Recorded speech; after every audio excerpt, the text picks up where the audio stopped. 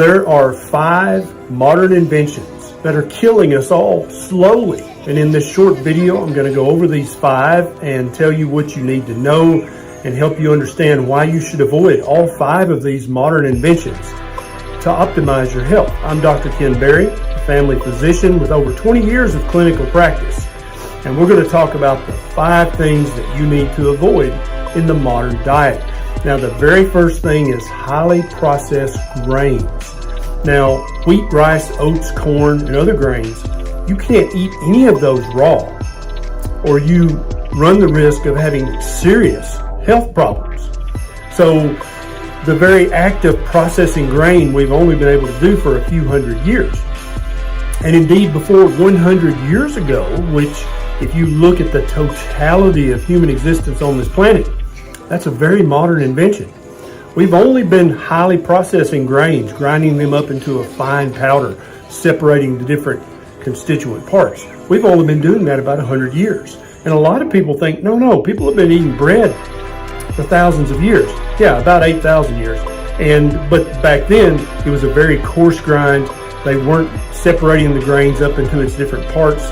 You were at least getting the whole grain cooked very, very thoroughly, which is probably less bad, but still not good when compared to our modern highly processed grains. So number 1, you got to stop eating all grains. Don't eat them raw, they'll make you sick. Don't eat them highly processed, or they'll make you fat and pre-diabetic.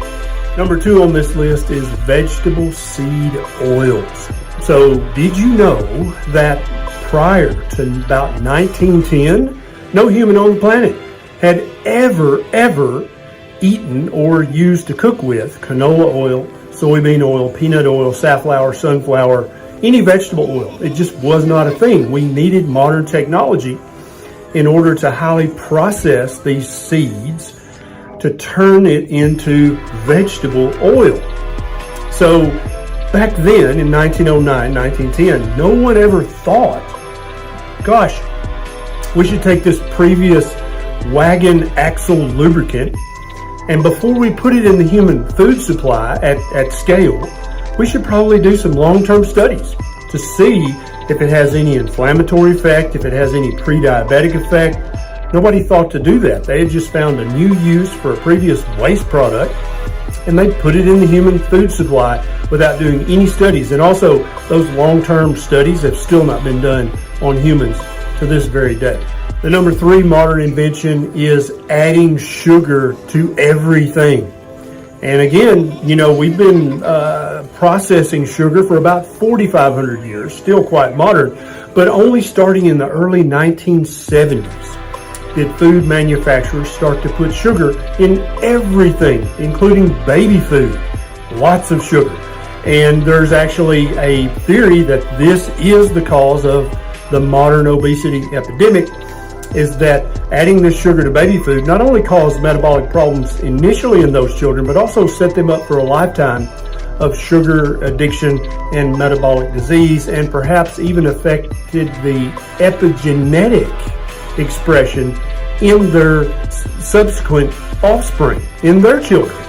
And so before 1970, marinara sauce didn't have sugar in it. Before 1970, all of the savory foods that we think of as savory today, they didn't have any added sugar, but now all of them have added sugar, and I highly recommend you avoid sugar in all its forms.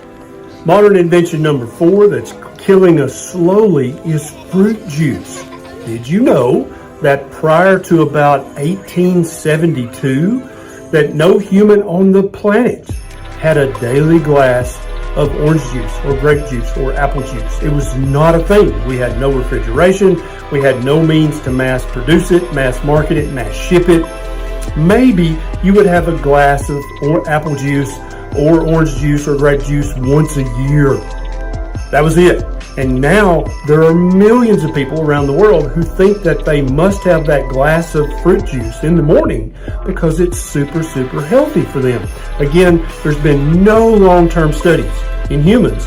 Let's look at metabolic health. Let's look at fatty liver. Let's look at childhood obesity. No one ever did those studies. They just started mass producing and mass marketing fruit juice after 1872. Modern invention number 5 that's killing us slowly is a vegan or a plant-based diet. Now, there have been small cultures in the past that were forced to eat a vegan diet. They had no choice. It was either that or starvation. And so they did so. There's been some philosophers and some religious leaders throughout the millennia who have recommended eating only plants, but it's never been a worldwide trend like it is now.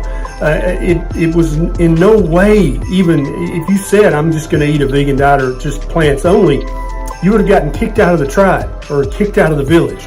Like, people back then had enough common sense to know that you got to eat meat and eggs if you want to be healthy and strong and robust and be able to help your people as they fight against this hard life back in the old days. Percy Shelley, a poet, wrote a book back in 1813 promoting a vegan diet or a plant-based diet.